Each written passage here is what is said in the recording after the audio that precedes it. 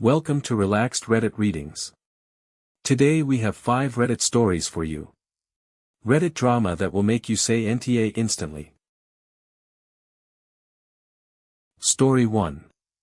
My brother-in-law turned our home gym into his personal gym membership. So my husband and I built this home gym in our garage, and now my brother-in-law basically treats it like he pays rent here. Let me back up. He lives about 15 minutes from us, and a few months ago his gym shut down and he lost his membership. He asked if he could come use our setup a couple times while we were at work, since he's had a spare key since he used to house sit for us. We said sure, no big deal, what's the harm? Well, a couple times a week turned into 4 or 5 days a week. And he's not just popping in for 20 minutes. He's over there for an hour and a half, using our treadmill, our weights, all of it, while we're at work and not even home. At first I told myself, okay, it's fine, he's family, he's not hurting anything. But then I started noticing little things. Towels used and just left on the equipment. Our water bottles in the fridge half empty. One day I came home early and he was still there, shirtless, blasting music through a speaker he'd apparently just left in our garage like it was his own personal setup. I brought it up to my husband, and he was kind of on the fence, like, he's my brother, it's fine, he's not stealing anything.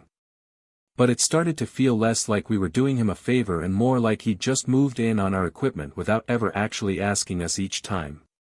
So I sat down with my husband and we agreed I'd talk to his brother about it. I told him, look, we don't mind you using the gym, but we need you to actually text or call before you come over, every single time, not just show up whenever you feel like it using your old key. I said it's not about not trusting him, it's about our house, our space, and we'd like a heads up when someone's going to be in it while we're not home. He did not take it well.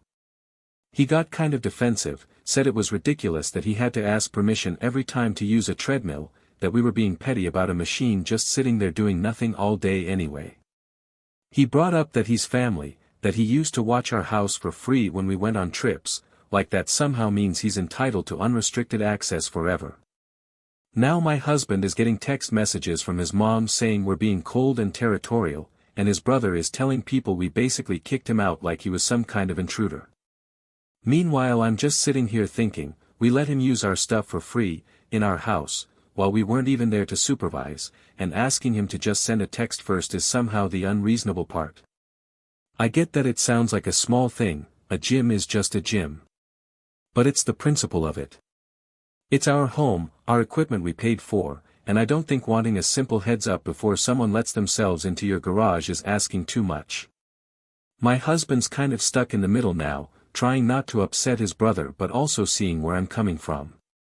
So, was I out of line for wanting my brother-in-law to just ask before showing up to use our gym, or is this genuinely as petty as his family is making it sound? If you're enjoying these stories, hit that like button and let me know in the comments which story you relate to the most. Story 2. I carried everyone's luggage on vacation until my body gave out. So apparently I ruined an entire vacation because my arms stopped working halfway up a hill. Let me explain. 3 of us went on this trip together, and somehow I ended up being the one hauling the main suitcase, the big one, the one with basically everyone's clothes packed inside it. The other 2 just had backpacks. Light, easy, breezy backpacks.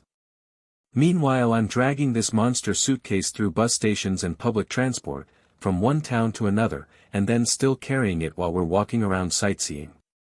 On top of that, I had my own shoulder bag digging into me the entire time.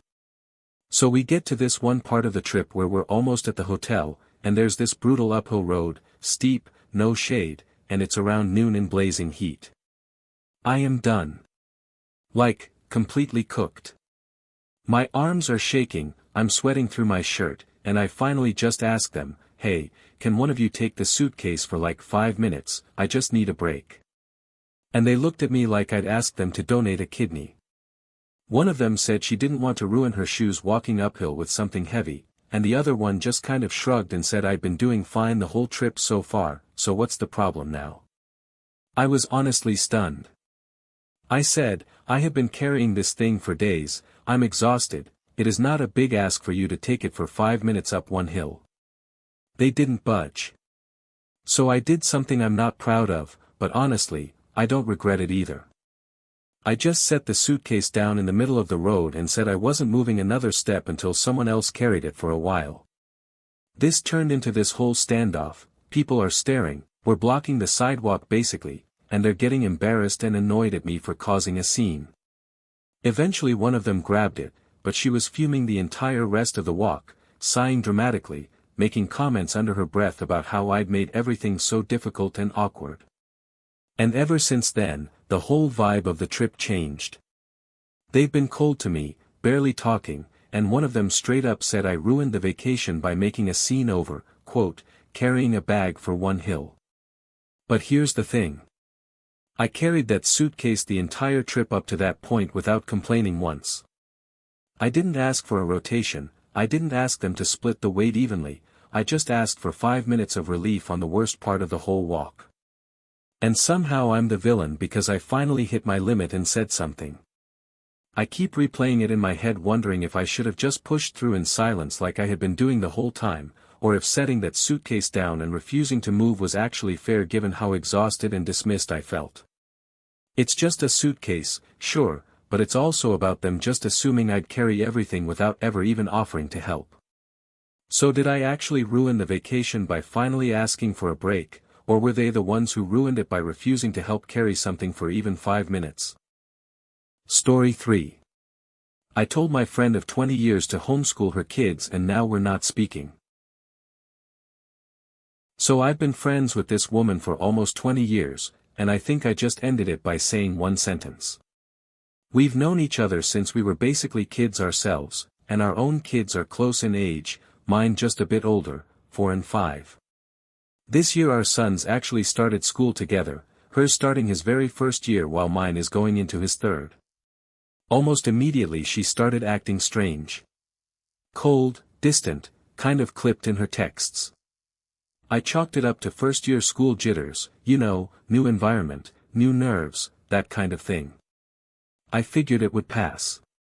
But then she said something to me that just completely floored me. She told me she didn't love that our sons were becoming close friends at school, like it was somehow a problem that they were gravitating toward each other. And I was confused because, isn't that what most of us want? For our kids to have people they know, people in their corner, especially when they're young and navigating a new place. I said as much to her, and that's when things got heated. She started going off about how she felt like I was trying to, quote, facilitate a friendship, like I had some agenda, like I was pushing our kids together on purpose to make some kind of point. I told her honestly, I think our sons could really use each other right now, especially her son who's brand new to the school and probably feeling lost. I said maybe it would even help him adjust faster if he had a friend who already knew the ropes.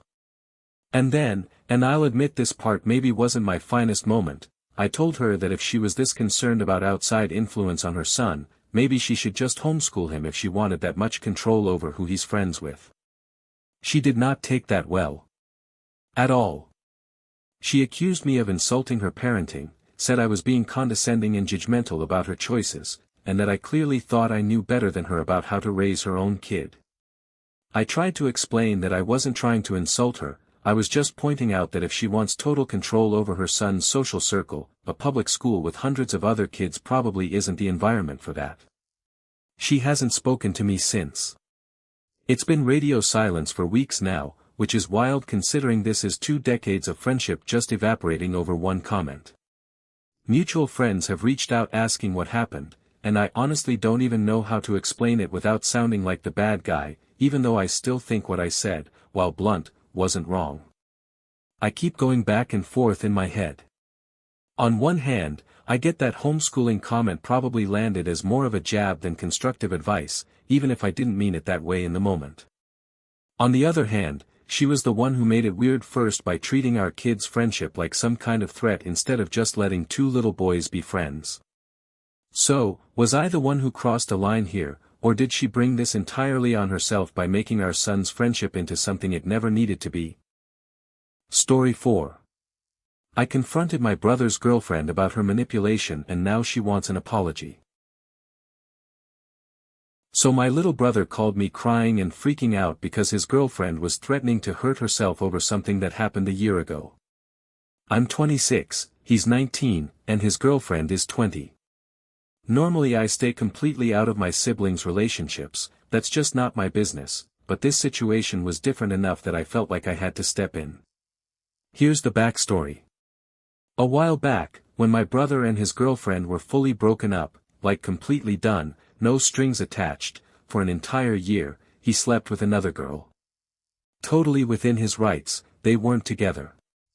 Eventually he and this girlfriend got back together, and at some point she found out about it. Instead of accepting that they were broken up at the time and he owed her nothing, she's used it as this recurring weapon against him ever since. So the night he called me, he was a wreck. He said she was threatening to hurt herself because, in her words, he didn't truly love her, and she brought up the whole cheating thing again, even though it wasn't cheating, they weren't even together. My brother was panicking, didn't know what to do, kept saying he felt trapped and terrified something bad would actually happen if he didn't say and do exactly what she wanted to calm her down. I let it go that night because I understood he was in crisis mode and needed support, not a lecture. But it kept happening. Every time he tried to set even the smallest boundary, she'd bring up this same non-cheating incident and spiral into these emotional outbursts that always ended with him apologizing profusely and walking on eggshells for days. So eventually I decided enough was enough, and I reached out to her directly. I told her, calmly but firmly, that using threats of self-harm to control someone in a relationship is manipulation, plain and simple, and that constantly punishing him for something that happened while they weren't even together isn't fair or healthy for either of them. I told her I loved my brother and I wasn't going to sit back and watch him get manipulated into a corner every time she felt insecure. She was furious. Absolutely furious. She said I had no right to get involved in their relationship, that I twisted her words and made her sound like some kind of villain, and that she wants a formal apology from me for, quote, attacking her when she was struggling emotionally.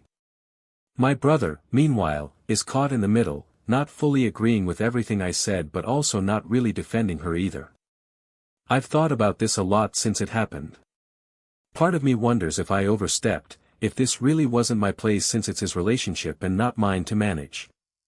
But another part of me remembers how genuinely scared and broken down he sounded on that phone call, and I just can't shake the feeling that somebody needed to say something before it got even worse. So, was I wrong to confront her directly about what I saw as manipulation, or was stepping in exactly what my brother needed even if it wasn't technically my place? Story 5. I didn't make my kids gourmet lunches for 4 days and my wife is furious. So my wife went on a girls' trip for 4 days, and apparently the fact that my kids survived on regular sandwiches instead of 5-course meals makes me a bad father. Let me set the scene. We have 4 kids, ages 10, 7, 5, and 3. I work full-time, and my wife is mostly home with the kids. She only works about 12 hours a week outside the house. Now, my wife has this system for lunches that honestly kind of blows my mind every time I think about it.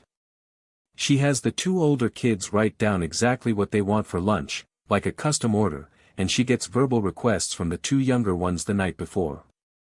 And it's not just a sandwich and some chips. Every single kid gets a main dish, 2 sides, a fruit, a vegetable, and a dessert.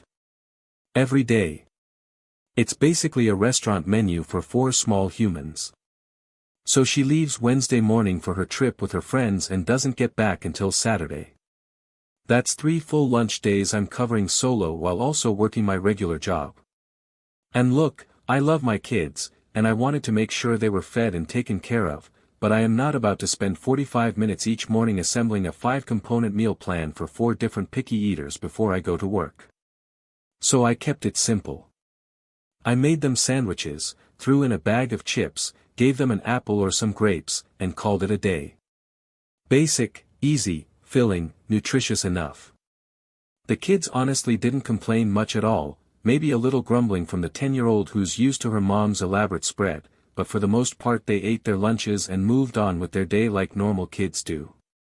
Well, my wife gets home Saturday, and within like an hour of walking through the door, she's going through the pictures I sent her during the week, because I did send updates so she'd know the kids were fine, and she is livid. She's asking me why I didn't do the two sides, the fruit and vegetables separately, why there was no dessert some days, why I didn't just follow the system she has in place. I tried to explain that I was solo parenting 4 kids while working full-time and simplifying lunch was not exactly child endangerment. She accused me of being lazy, of not caring enough to put in the same effort she does every single day, and said the kids deserve better than, quote, prison sandwiches. I pointed out that she was gone having fun for 4 days and the kids were fed, safe, and happy the entire time, and that maybe a slightly less gourmet lunch for 3 days isn't the crisis she's making it out to be. Now we're in this weird tense standoff where she thinks I basically neglected the kids nutritionally, and I think she's completely overreacting to the fact that her system wasn't followed to the letter while she was away having a break. I get that she puts a lot of love into those lunches normally, and I respect that, but I genuinely don't think a sandwich and some fruit for a few days is some kind of parenting failure. So, was I wrong for simplifying lunch while she was away, or is she blowing this way out of proportion because her system wasn't replicated exactly? If you enjoyed these stories, drop a comment telling me which one was your favorite. And if you want more relaxed Reddit readings, make sure to like, subscribe, and hit the bell so you never miss a video. Thanks for watching. If you enjoyed these stories, like, comment and subscribe for more relaxed Reddit readings.